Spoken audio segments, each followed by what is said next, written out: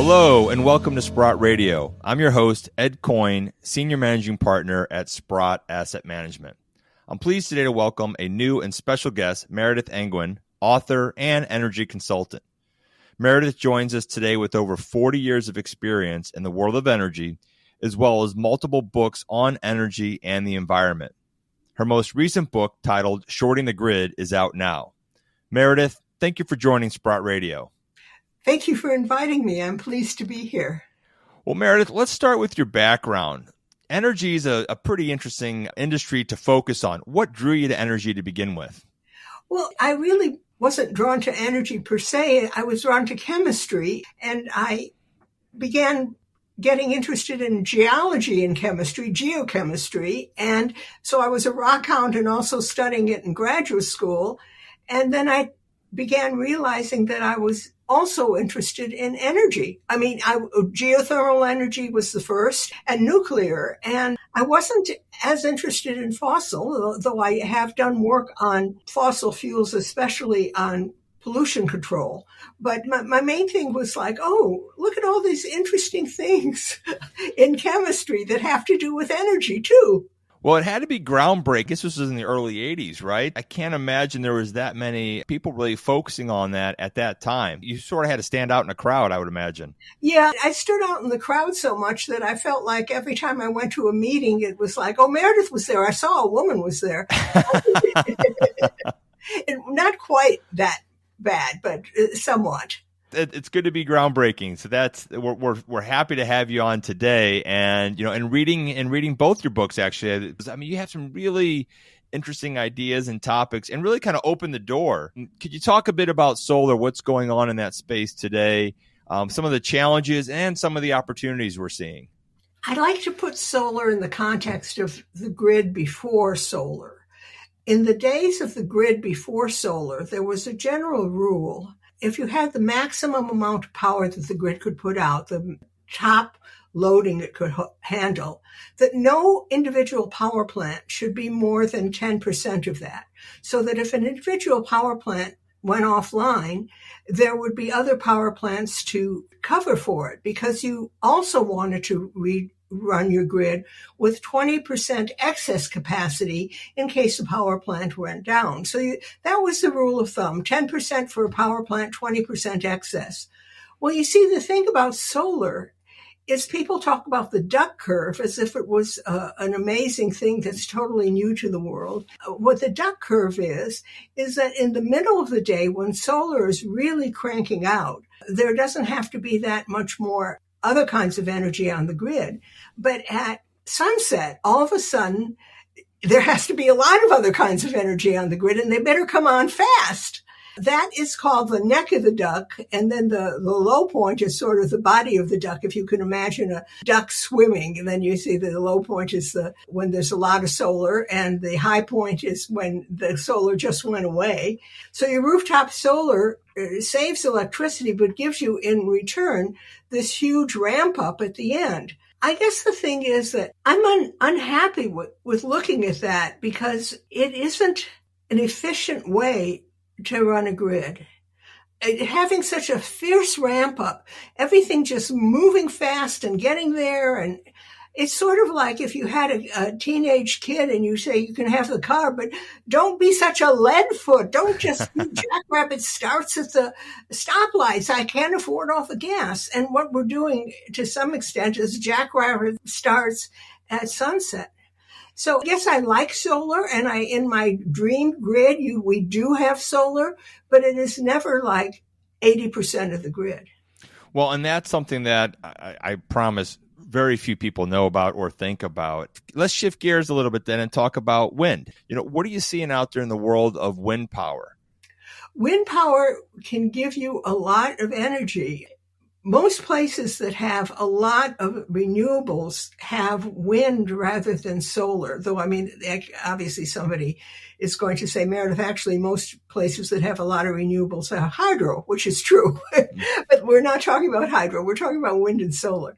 I was studying this for a while, and I was particularly interested in a couple people who were studying Ireland. Ireland has a lot of wind, and Ireland makes a lot of electricity with wind. But even though Ireland has as much wind as could provide 70% of what their grid would require, it only provides about 30% of what the grid would require because it doesn't blow all the time.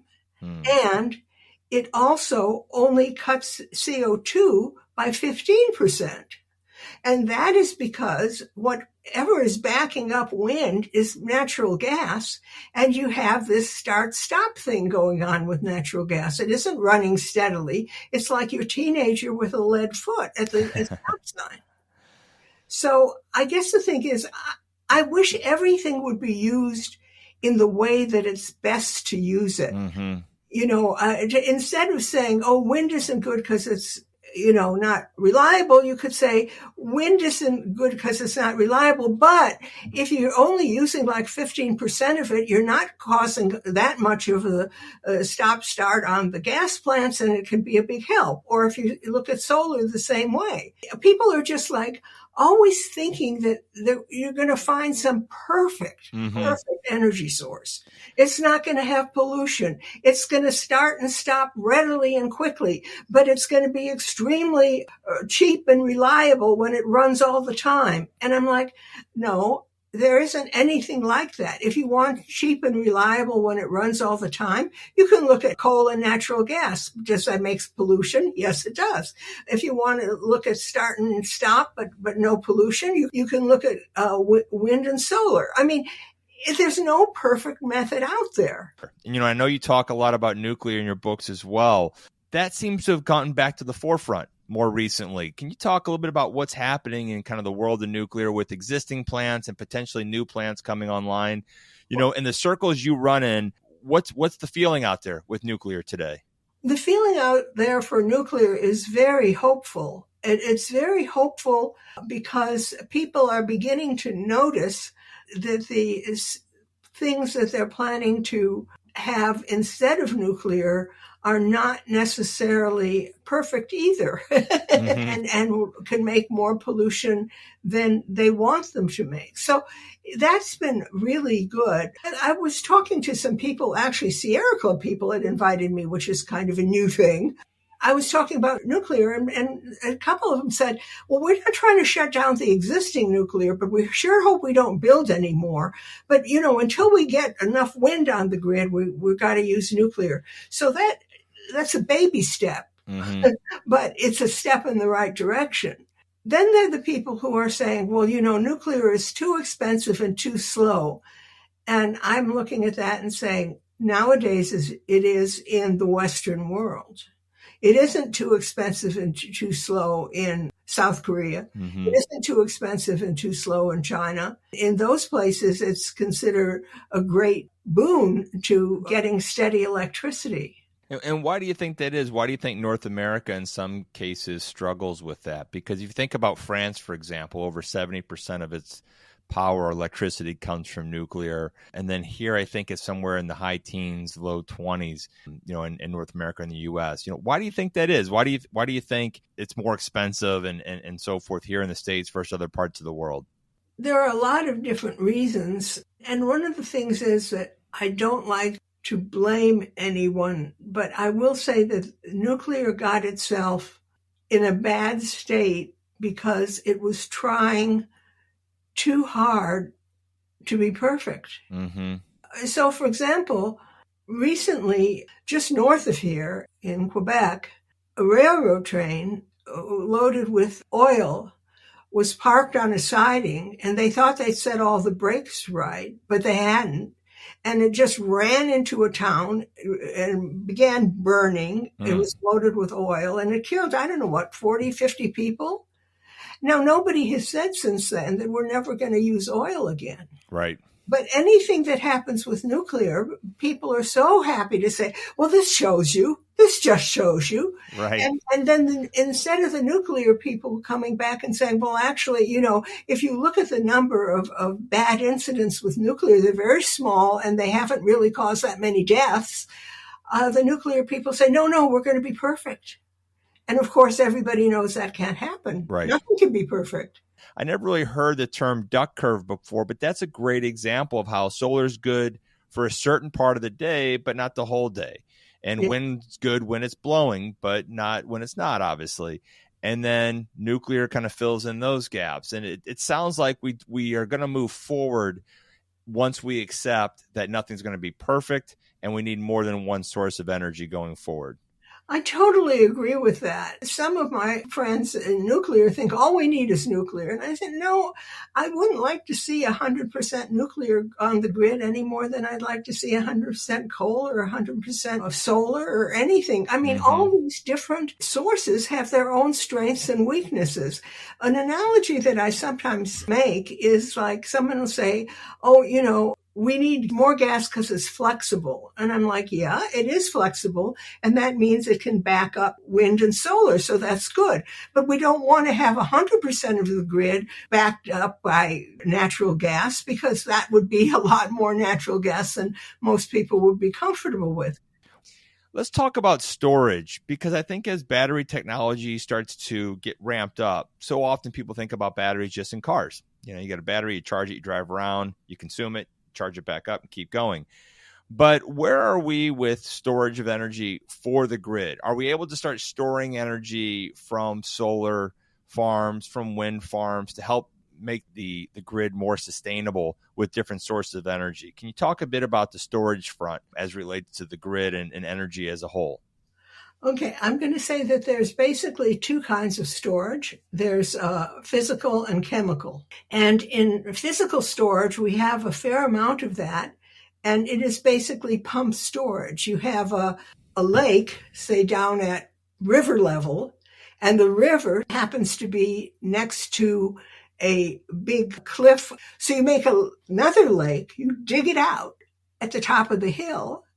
And then when there's a lot of excess electricity, you run the pumps at river level to push that water up that hill to the reservoir at the top. And then when there isn't enough electricity on the grid, you let that water down through the turbines and it makes electricity. And that pump storage is used quite a bit, and it's very effective. Of course, not everybody likes it, because when you get right down to it, you've got to make this whole lake on the top of a hill that never had a lake. And also, moving that kind of water up and then down, it isn't like a normal river. You are going to have some effect on the river ecology. But that is a very good physical storage method. And when you get right down to it, of course, it's a good physical storage method. Water by its nature is a lot less expensive than, say, lithium. It's just, so what I'm saying is we have the physical methods, but we are unlikely to build a lot more of them because they require big installations and so forth. Then we have the chemical methods, and the best chemical method we have so far is the lithium batteries. Now, of course, we know that these have problems. People are working on improving the non-lithium storage batteries all the time, and hopefully they will make some breakthroughs. But there's another problem, and that is basically if I run a coal plant and it makes power, and then the power is used, say, I don't know, in a factory. All the power that goes to the factory, it comes from the coal plant, and that's sort of the story. It may lose some in the transmission, but basically it's that. Whenever you get involved in storage, any kind of storage, you're leaving some energy on the table. Because when you fill a battery or you fill a pond up at the top of the hill, it takes more energy to fill it than you're going to get out of it when you decide to discharge it. because that's just the nature of the world. You can call it the second law of thermodynamics, but basically that's how the world works. You don't get 100% out. So if you decide you're going to store energy, you have to have a lot of extra energy, not just for storage, but also to not lose it in the round trip into storage and out of storage. And in your most recent book, Shorting the Grid, you talk a lot about the health of the grid or lack of health and so forth. So walk us through that a little bit. What's going on with our grid today? Is it on care and maintenance? Is it cutting edge technology? Where are we and where do we need to go? The thing that it's unusual about the grid compared to anything else you can think of is the electricity has to be created and used pretty much simultaneously. Mm-hmm. And that's what we call the grid in balance. And every grid has what we call a balancing authority. That is a group, or could be in a small grid, I suppose it could be one person, who's in charge of making sure that whatever the demand is on the grid, it's exactly met by the supply on the grid in real time. And so you really don't have the ability to just say, oh, well, we're a little low now, but we'll make it up later. If you're a little low now, you don't get to make it up later because the power plants and the different equipment on the grid will find itself turning itself off because the frequency is dropping. So what happens is the balancing authority is there, and if things are good on the grid, the balancing authority is the one who says, the demand is rising, power plant A, come online now, okay? Or demand is falling, power plant B, get offline. We don't need you anymore, okay? And if things are bad on the grid, then the balancing authority is the one who unfortunately has to say, I've got every power plant on the grid that I could get on. It's not enough. I'm going to have to shed load. Turn off that area of Houston. Just turn it off. We can't supply it. Okay, we've had it off for half an hour. Turn it back on. Now we'll turn off a different area of Houston. That's called rolling blackouts. You black out one area and then you black out another area.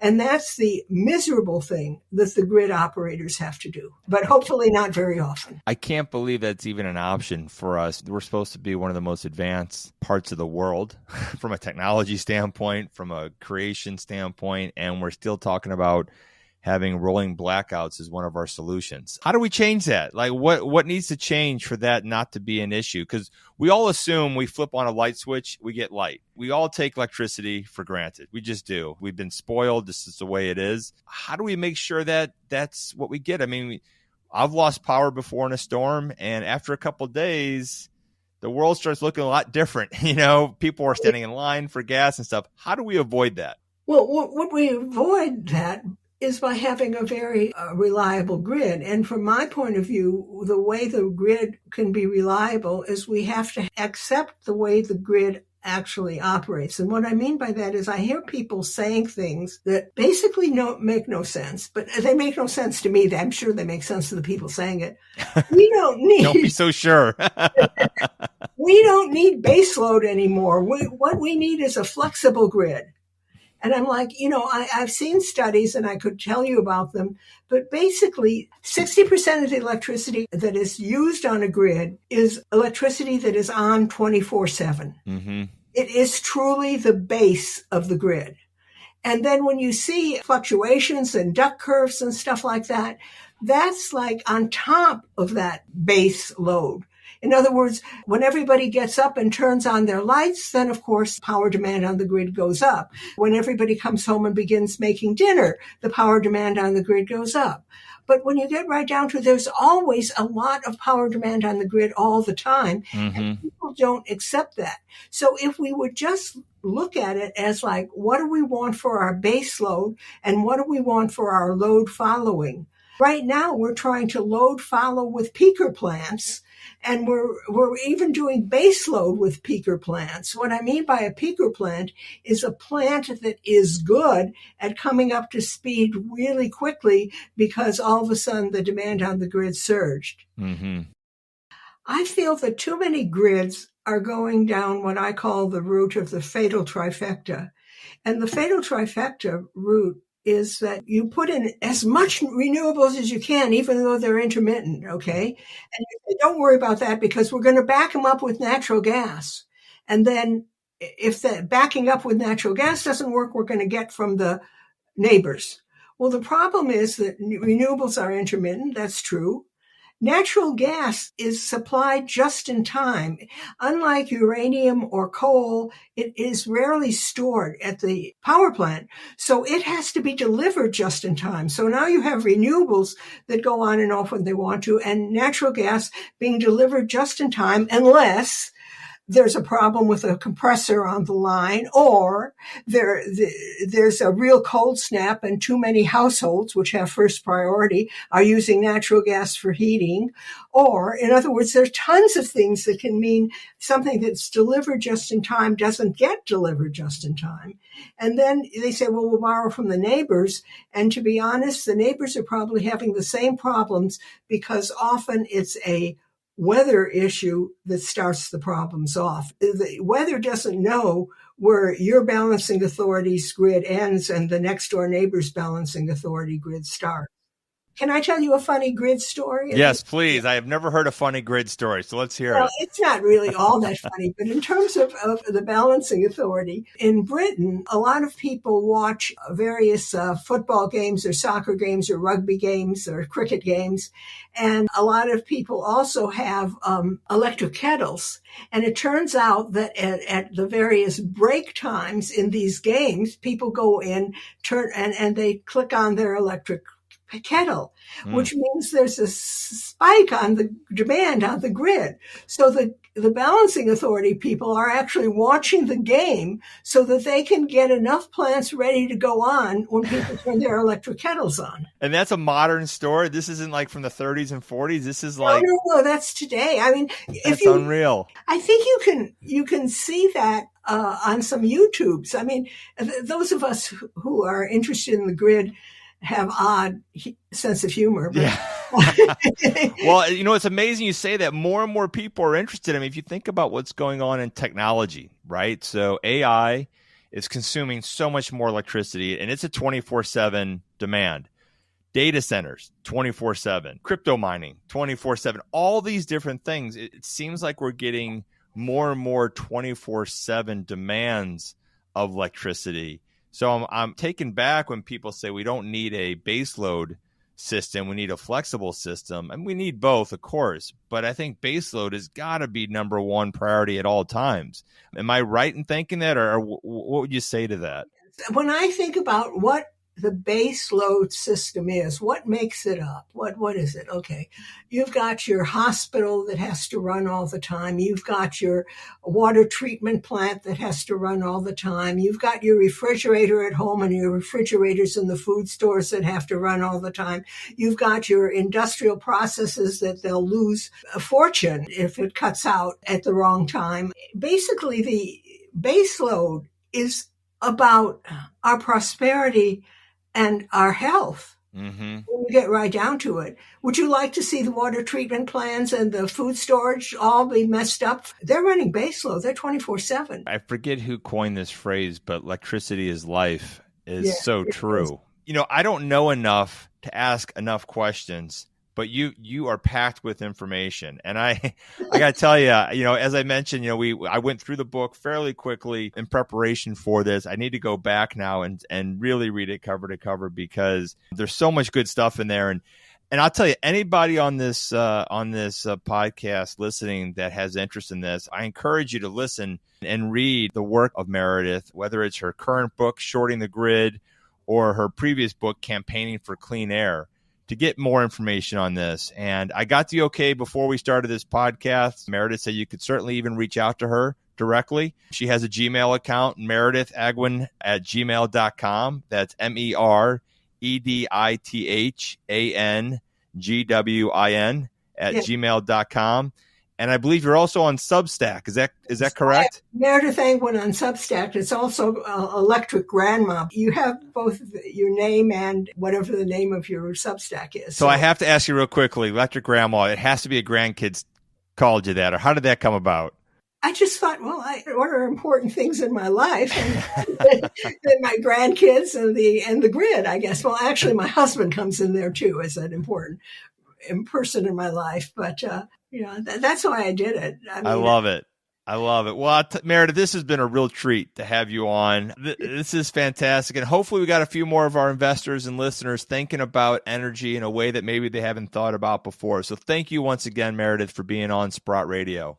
Thank you for inviting me. Well, once again, I'm your host, Ed Coyne, and thank you for listening. This podcast is provided for information purposes only from sources believed to be reliable. However, Sprott does not warrant its completeness or accuracy. Any opinions and estimates constitute our judgment as of the date of this material and are subject to change without notice. Past performance is not indicative of future results.